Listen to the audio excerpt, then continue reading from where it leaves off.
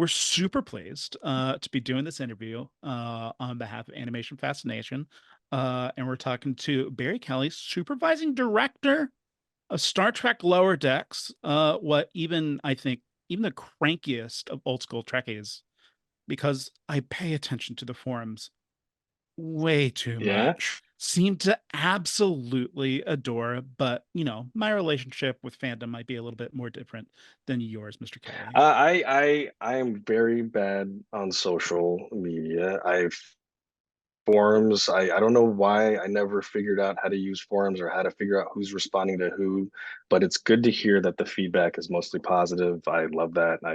It's always nice to hear like it's hard with streaming, right? It's not like the same as like old TV ratings. So I'm always like, who watches the show that doesn't know me or is buying a subscription? That's like my, like it's like my aunt or something just doing me a favor. So it's always like a good relief to hear people love the show because we love it. I love it too. Like it, I read the scripts, I'm like the first viewer, and it's like I fall in love with this episode, or like I see it perfect in my head, and then I'm like given this task where like I have to make it after I read it. I just watched it in my head, and now I have to make the show. So it's. I hope people are loving it as much as I love it because I'm trying to recreate that like first time I'm reading the script. I'm trying to make that enjoyment I mean, again for everybody else. yeah, I was a CBS All Access first day subscriber, and whenever I heard that Lower Decks was going to be much like the rest of Trek fandom, I was just like, "Are you sure? Are you It's not sure?" gonna work. And I Yeah. and I was so surprised at how well it worked. And then Aspen, your relationship with Star Trek is way different than mine, and you freaking love Lower Decks too. I'm more of a Star Trek fan now than I was, but when I at that point I hadn't watched a ton of it, but I did watch Lower Decks, and at the time did not get all the great little Easter eggs, but was still delighted beyond reason constantly. I adore that. People I know that don't even watch Star Trek love Lower Decks. That's so Good to hear though, because yeah. I want it. I mean, I know Mike wants it to work. Mike McMahon, the creator, showrunner, wants it to work too for everybody. Like even on our crew, I'm like, it's anytime I ask like a new crew member, I'm like, do you know Star Trek? It's never a like, you need to know Star Trek. It's like, it's more like, how do I talk to you? Do I say Romulan Warbird or do I say bad guy shit? And it's always, but the outside influence of people like I'll be too in my head of like, what something is in Star Trek or what was happening in a specific episode. I'm like, well, it has to be that way. And then like it's always those people outside that are like, does it? Does it need it? I'm like, I never even thought about that. That's why I need these open perspectives because I'm in a bottle or I'm in a cave all day, like a little Star Trek, reuse set of a cave and in my little animation land here. And I'm like, I love that the Easter eggs don't need to hit every time. As long as the characters are coming through and the humor is coming through and it's playing, that's perfect. I love hearing I think that. that is the key point of it, is that it's I feel deeply character and relationship based. So good. I agree so much, Aspen. Thank you so much, Kenny. You're so welcome, Aspen. Right. It is. It truly is. Which, yeah. So if you're not gonna get the joke of the thing, the deep cut, that's gonna be wonderful for people like Kenny, or huge Trek fans, but it's gonna still resonate with just people who love good stories. So. Yeah, there's always like a note whenever we're watching an episode or like an animatic, I'm watching every hour, I'm like really watching a different phase of something. And I'm always like, this is a second viewing kind of joke. Like you watch something the first time and then like the second, like, I'm like, you'll get this the second time you watch it. Cause I'm hoping that like you like the show enough that like, you either watch it again soon or maybe later down the road, I'm just going to watch, another round of the season. It's on in the background and like you catch something you never caught before, or now the Easter eggs, that come through that second. But yeah, second viewing is always in my head of like, that's for second viewing, not first. I'm excited for my second view pass. I'm excited for your second pass too, Aspen. Thank you. Yeah, so I got some questions, which you're probably not surprised by. Let's do it. In addition, Aspen, what you got? Okay, I'll get you started. So Lower Decks strikes this brilliant balance of simple character animation, and we talked about this a bit, but simple character animation and extremely complex worlds, starting from the pilot. So this can make for an extreme hodgepodge of an episode, but it still feels cohesive. So are you all just geniuses or is there a method to the madness? Oh my gosh. would say I am trying very hard to problem solve and navigate every problem we encounter on the show, which is like I'm saying I'm not a genius, but I'm hoping that we all come off like them at the end, which is perfect. That sounds good to me. Anybody making me, I have very talented people who make me look better, and then hopefully I'm making some other people look better, and we all come off great, like geniuses. But yeah, that first episode, that was I took over season two, and that first episode for pilot to get like, especially this one, like we didn't have the ship designed, by the time we were storyboarding. Really? Like storyboarding is kind of like shooting in a way. Like if I compare it to live action, it's like, how are we shooting without the ship? So it's kind of like, in storyboards, it's like, okay, if you need like a light switch, okay, I just gotta make sure the character hits a light switch somewhere. But if you look at the boards, they might be like empty boxes or something. I just need to know that I got to put something there, and then I know the background artists are going to paint it beautifully, and they're going to make, a world around all these characters. And sometimes you just got to kind of like give the landmarks of where things are. But we didn't always. The ship is in itself is like, a character to the show, but it's a character that's in every episode, and they're inside of it. So it took a while to figure out the ship. I'd say we didn't figure out the ship until like, we were halfway through boards in the season, because it's a very, what color is the carpet, what color is that space carpet. But yeah, that first episode, we're trying to get a lot across. A lot of pilots, are sometimes like the harder episode to watch of a show. Yeah. And I'm hoping that like the first, I remember reading the first few pages, the cold open with Boimler and Mariner, and she's, just like this ball of energy that's running around him and circling him around, and she's swinging a bat'leth and stuff like that, and it's a little like, it can be overwhelming, but it also, what I was always impressed by Mike's writing with is like, I understood those characters like 3 lines in. Like it was like the first page, 30, and it told me that like 30 seconds into the show, anybody watching will know who these characters are. And that was always like, that's very hard to execute on a show. And Mike McMahon is a freaking brilliant genius at doing that, like just getting right to the point of who the personality is of someone, and how you can easily like put them in any situation, and you'll see the like, the reaction and counter, like all the hijinks that they get into like right off the bat. But yeah, as far as like complex worlds and simple animation, yeah, it's weird. Like we want it to feel, like the stakes and like the characters are just as real as, any live action show, or any other, character or anything like that. So like it's always weird to like think that we're simplifying things to big eyes and small mouths and stuff like that.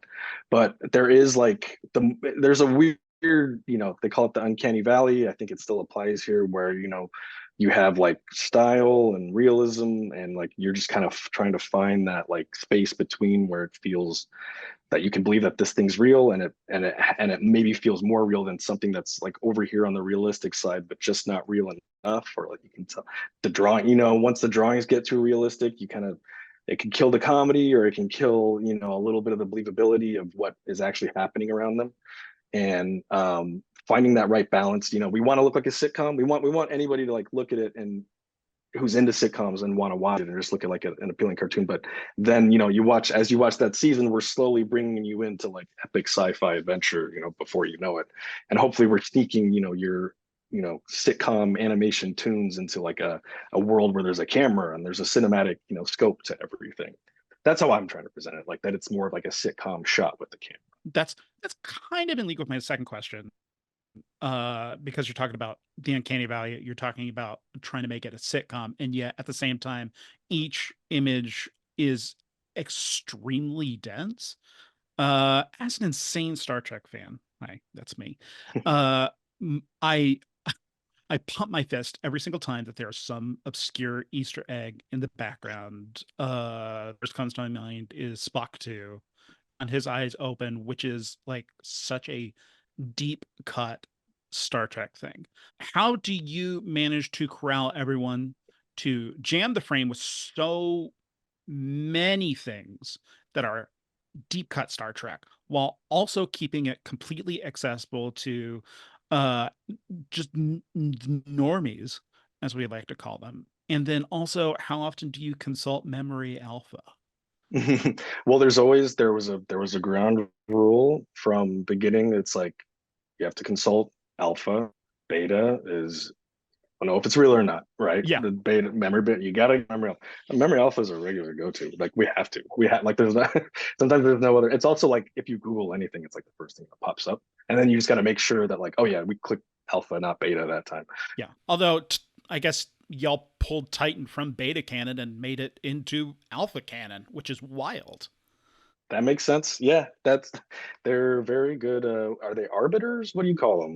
Like the contributors or administrators?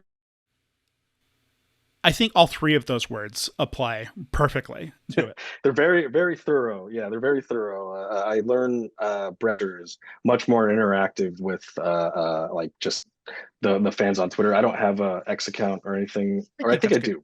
It got I think that's suspended at one good. point. I I think you're forget. good. Yeah, I forget. So I don't really interact. I can Instagram. I'm slowly going to Kara, which is that new artist-driven one, but I'm kind of in both, so it's very hard for me to keep up. But it's back to your question. Apologies. How do we keep those Easter eggs? I mean, there's sometimes they're written in the script, like you're talking about that menagerie, or not the menagerie, the art Yeah. gallery that the collector had, and there's tons of little spots to do. Like it kind of happens at every phase. So like the script lists a few. Um, then once we go into storyboards, the storyboarders start peppering, and then once we get to backgrounds, like that's the artist that's actually going to make the paint for, like they'll go to painters, 3D artists that are involved at that stage that kind of all make the final color of that background come together. But at that stage, it's like when we're like, oh crap, this is what's going to be real now. Like this is what's going to be actually on the shot. Like boards, we could copy paste stuff. Script, they can throw out anything, but pretty much once we get to that background phase, it's kind of like me and Brad and our art director Nolan Obana trying to nail down, because we have like menageries of animals. We always have these like or you have the first contact. Oh, what's the name of the mountain that they have first contact at that we made a theme park? Oh my I gosh, mean, what is it's it? in Who's gonna remember? Bozeman. It's The mountain Bozeman. called? That's what I'm thinking of. Yeah. Thank you so much. Yeah, like Bozeman, like what can we make a ride out of? Like Yeah. things like that. Like we're always it's usually like every phase is like script, storyboards, whatever. Like someone is usually peppering something, and then like, oh, we can keep that. That's good to stay.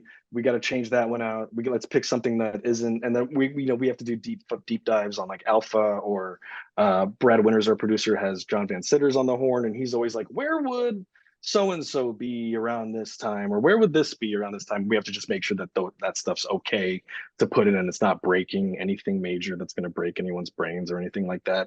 And if it's something that's like a dupe, I'm like, well, it's just people make replicas, right? It's a dupe. They don't know, this collector got duped. He didn't know. Yeah. He didn't know it wasn't the real sort of Kalis or something like that. But yeah, it's every phase. Every little bit, every little phase just peppers in a little bit, and we just have to like edit it down as we get to final picture, essentially, of what's an Easter egg and what's not. I have a follow-up to this. A real quick Yes. follow-up.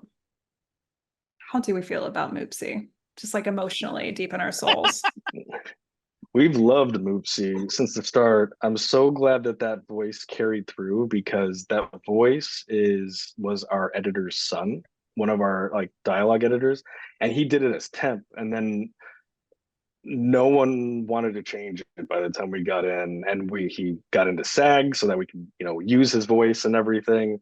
I hope that we can use him again in some other, but he's the cutest thing. I hope we make sound bite toys or something of Moopsy.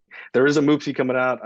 I'm hoping that there'll maybe be like a 2.0 or whatever that has like you squeeze it and it says the name or something like that, or maybe fangs pop out. But I love it. I want to make like a photo real one. Oh my I have gosh. one of like a fan made one, but I wish, part of me is like, oh, I want to make one that's like weird, like real and like latex, and like maybe I keep in my head, I was talking about live action versus animation. I'm like, I do wonder what Moopsy would look like live action. It'd be creepy, like look cute from afar, and you get up close and it's like you can see the veins and the texture and everything in it. Like it's one of those like, yeah, like don't go too close, because then it'll It's not break the just like a cuteness for it. white texture. It's actually teeth. It's just the whole thing is just molars. That's what. Yeah, it's that texture, and you're just like weird. It's like calcified. No, Weird. I don't like Yeah, this. yeah, yeah. Mr. Kelly, I understand that you're given a whole bunch of interviews because you are successful, handsome, and most importantly, very, very Oh, important. oh, God, thank you. All of those interviews could probably miss a lot of nuance. What things are you hoping to get across that might not necessarily have gotten across in other interviews? I mean, I think I'm always like thinking about the crew who doesn't always get, I feel privileged that I get to be interviewed by folks like you and by, brought in, in some of like commentaries and stuff like that. And I'm always like, I'm always thinking about like the artists, because what's weird is animation is a gig based, it's still like, it's kind of like live action, it's a gig based, job. So like a lot of there's only very few of us who are on the show from beginning to end. It's like me, the art director, our producer Megan Trevino, and Brad Winters, and a few others like our editors and stuff like that. So like a lot of times our crew are some of them are in the like kind of like Mike McMahon show family, where like they go off and make solar opposites for 6 months and then they come back.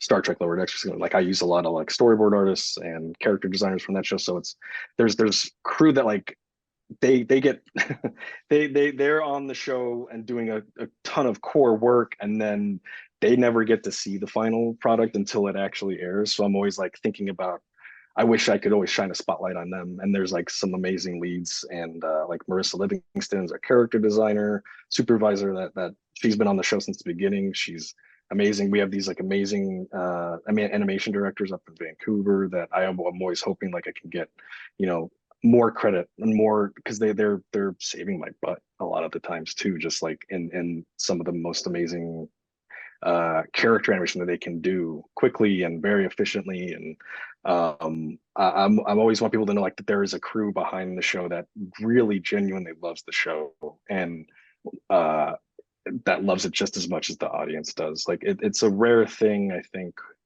I've worked on a lot of shows. I'm used to shows barely lasting a season. Sometimes they get cut. Having 5 seasons of the show is really incredible. It's pretty rare these days. And what's also rare is, in animation, at least the way we do meetings at Titmouse, that's the studio that I work for that makes Lower Decks. We have daily meetings when we sit and go over everyone's footage. If you have a shot done, like everything's broken down into shots, right? It's like 400 shots a show. And every day we're looking at different shots from different shows. And, there's plenty of shows that I've worked on before where like, it's a job. It's just a job to people. We're watching funny cartoons. No one's laughing. And Lower Decks, everyone's laughing at the show. Pardon my French. Everybody is laughing on the show. That's actually a rare thing. I'm not used to that, where the dialogue is killing everybody in the room. Everyone's animation is killing everybody in the room. It's like almost like an old. The few times I really see that is like footage of like the Disney animators laughing at what they're doing because they didn't know each would make this kind of work possible, and they're laughing about what they've been able to do. And I just, something I always want people to know is that the crew loves working on the show. They put a lot of heart, a lot of love, into every background. So if it's appreciated, we can only be grateful for that. I'm glad that you brought up the crew aspect, because something that myself and Mark and Aspen are so keen on talking about on all of our various podcasts is that this stuff is so hard to do. As someone that worked on the ABC TV show Secret Millionaire, the show, this stuff is super duper hard. How long does it take for you as a supervising director, from like beginning to end? How long does an episode take? I think an episode takes 18 months. So from script to finish. The writing phase is about 3 months, but then I feel like the past 5 years have been like starting boards in June-ish, May, June. The writing has already started like a few months before that, like March, February. And usually like June, I'll be finishing, I started boards on season 5 around this time last year. and we'll be finishing up season 4 or season 5. I'm sorry, like around September, October, or something like that. Like that's like the length of when like the last episode like will be done by then. Like we're working on all 10 episodes kind of at the same time until like one finishes. Okay, then we got 9 left, and then we got 8 left, and then we got 7 left. But like right now we are right in the thick of everything. Like it's like I'm looking at stuff from episodes 1 through 6 at the moment, like and all of them are in different phases. I'm looking at sound stuff from 1, animation from 3, and compositing, which is that's where like together like backgrounds are merged with the animation. I'm looking at for like episode 4. Like every hour it's like kind of like a different, every hour of my day is like a little bit of a different meeting where I'm looking at different aspects of different episodes at the same time. It's kind of, there's a lot of overlap. That's the thing. Like I say it's 18 months, but it's like once you are you start an episode every few weeks, so you're at a certain point it's kind of like like a waterfall effect where it kind of like, or I guess a mountain, like you're kind of stacking them up, and they're kind of delayed, and then slowly by the end you're kind of like tapering down. And yeah, it just takes a long time. It's time and people, and it's like I want to make sure that the crew is happy and that they want to work on the show. And like it's a little hard to balance when sometimes it's you got to push them, and it's not if something's not right, it doesn't mean it's not good enough. It just means like it's not, we got to find the right, the right design for that one Moopsy. We got to find, the right sound effect for that one phaser. Like it's sometimes it's I don't want to push them. I don't want to, but I'm trying to like still get them to, make a better version of what they want to see in the show.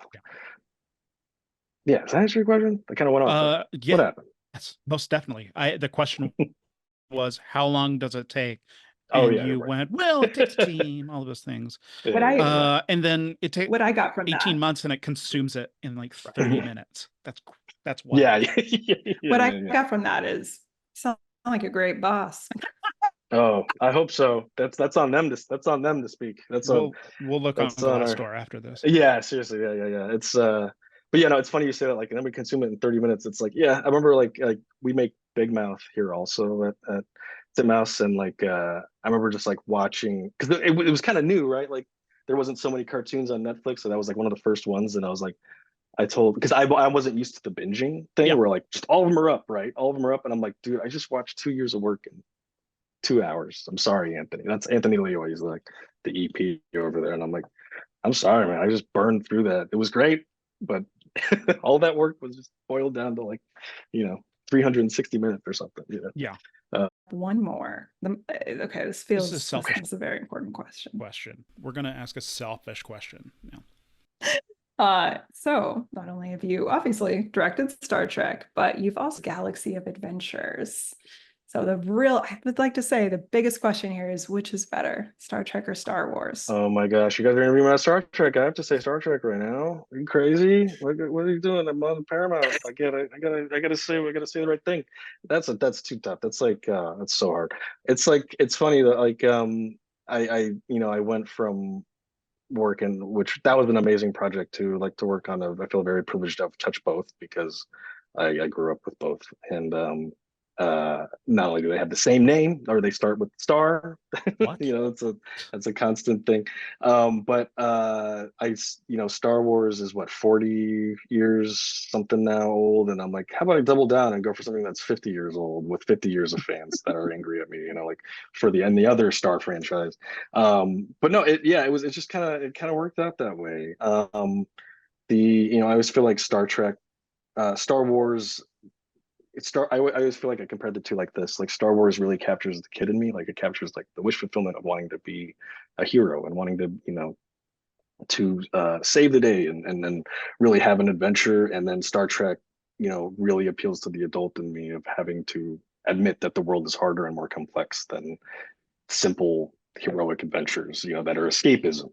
Like Star Trek has to make me it's weird. It's Star Trek is utopian, but it almost teaches me to accept reality, and like Star Wars is for me like to escape reality in a weird way. Like even though they're both sci-fi, far future reaching mythos or universes that you have to deal with, but it's my artistic journey has been so influenced by both big time growing up. Ultimately, the biggest takeaway from that is that on your next project, you'll be looking for a science fiction property with a longer running stable. So I'm excited to see the Doctor Who animated show that you'll be directing.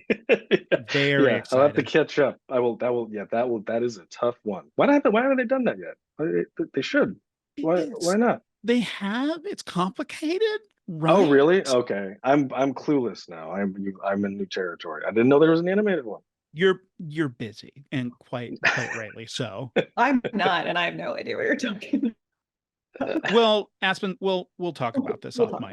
We'll talk about this later. Aspen, we'll talk about this later. We'll talk this later. Talk about another podcast that I can tune in and I can watch and I can get caught up on the history of animated Doctor Who. Absolutely. Thank you so much for being so generous with your time and indulging us. Hey, thank you for having me. Good questions. Really appreciate the chat. Good personalities. Thank you so much. Really appreciate it. Aspen, did you hear that? We've got good personalities. You're friendly. Oh gosh, You're really thank friendly. You're a great boss. Oh, we'll find out. Moopsy.